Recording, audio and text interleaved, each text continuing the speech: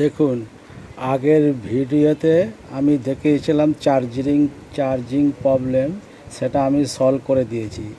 এই দেখুন, এই কি সুন্দর চার্জ হচ্ছে আর ডিসপ্লেও এসে গেছে। আগের ভিডিওতে আমি দেখেছিলাম, কাস্টমার বলেছে যে ডিসপ্লে আসছে না আর চার্জিংয়ের প্রবলেম হচ্ছে। এখন আমি ওইটাকে রিপেয়ার করে আবার ডিসপ্লেটাকে করে দিলাম। দেখুন কি সুন্দর, এখন ভালো চলছে।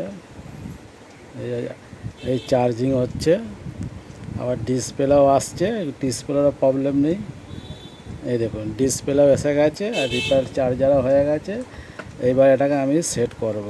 এই হচ্ছে ভেতরের প্রবলেম। এই যে কানেক্টার প্রবলেম ছিল আর চার্জিংয়ের পয়েন্টের প্রবলেম ছিল, ওটা সলভ হয়ে গেছে।